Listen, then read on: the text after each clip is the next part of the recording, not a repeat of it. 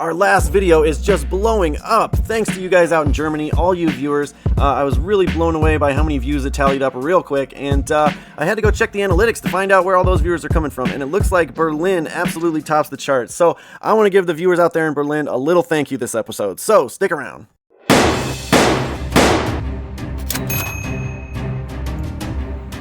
Hello, welcome to the show. This is HackHunter, where we review some of the best and worst tattoo artists in your cities. This episode, we're heading out to Berlin, and man, did I find some incredible tattooers out there. Just some phenomenal, unique work. I loved looking through a lot of portfolios. We did find some questionable ones, but I'll save that for part number 2. But in this one, stick around for the artwork of Charlie Thorns. Now, you can find him working at Berlin Inc., and they have a great studio. I absolutely recommend going and checking them out, you guys. Phenomenal roster of artists. If you want to see Charlie's work, Charlie.Thorns on Instagram if you want to see his work. And he does a lot of really dark art, kind of stippling shading, really kind of high grit detail. I really was a fan of looking through it. I recommend you guys always do your own research, but let me show you what I found. Boom, gotta start with this one.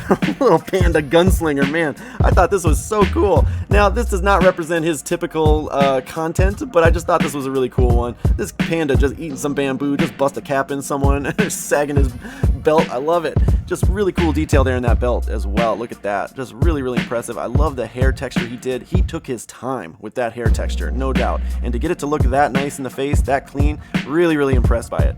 Now, I want to show you most of what he does is this kind of stuff, really kind of dark imagery. Check out this Anubis. Look at all that detail around the mouth, just horrifying looking, in a good way though, of course. Now, this Anubis is actually healed. He took a photo after shading in the pyramids down here and the backdrop up here. Now, I'm really not a fan. I'm going to give him a hard time because I'm not a fan of how dark this image looks. So you can tell that he not only pulled the saturation and the color out of the image, but he also upped the contrast. This is a really common thing for artists to do right now, especially on Instagram. Makes it really easy to do that before you post. But what I can tell is this Anubis is healed, okay? And so you can see how well all this shading held up and all that black saturation held up. So it does give me clues that he absolutely does have his application technique down, and he knows what he's doing. It's just become really popular for artists to kind of edit their photos like that and remove the saturation.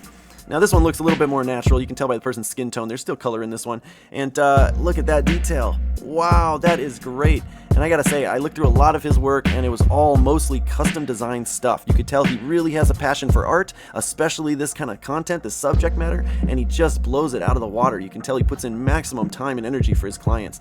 That is just really, really cool to me. Here's another one I just love because you could see some of it's healed, some of it he was just finishing, but look at that. Look at all that tight detail in there. Man, that is a nightmare for any artist to do, but he just makes it look easy. That clock just looks super duper clean. Really, really impressed by his work. Now, one thing I will say is some of his shading, the way he does his shading, creates this sort of choppy effect. You can kind of see it back there. It's not like a smooth gradation.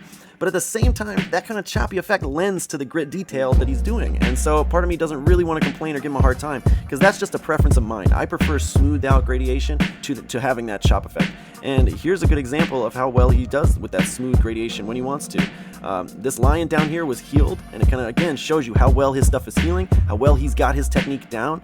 Not just his artwork, but his technique in applying the tattoos. That's what you're looking for when you're looking for an artist, you guys. Not just somebody who does great artwork, but somebody who also knows how to apply it in a tattoo so it's going to heal well in the end. And stand the test of time, which this really dark imagery stuff, usually this high contrast stuff, does hold up well over time, and it's usually readable from a distance.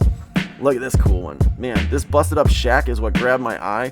Look at that, all that little detail in the shingles and the railings. I just thought that was so cool. What an eerie image. Oh, man. This one shows off some of that shading that he did over large areas. And again, I've said this in past episodes, this is the hardest part of tattooing gray wash, is creating nice smooth blends over large areas. And this is where he shows that he can do that, and he does it very, very well. Now again, you do get some of this chop effect in areas, and so I gotta wonder if he's doing that intentionally. I would prefer this looks really smooth up here rather than have that chop effect. But a lot of artists that get into this stipple shading, it's always gonna have a little bit of that look to it if you shade with that kind of pendulum technique and stick with that throughout your whole career. But again, little gripe, that's just me nitpicking and what I prefer, but I was very, very impressed. Throughout his whole portfolio, he brought a lot of cool designs and images together in a style that he absolutely owns. You can tell he has a passion for it. So Charlie Thorns absolutely goes on our approved list. And if you live out there in Berlin, I absolutely recommend checking him out there at Berlin Inc. Now, stick around for part number 2 because we did come across an artist that, well, not so much. All right, here we go.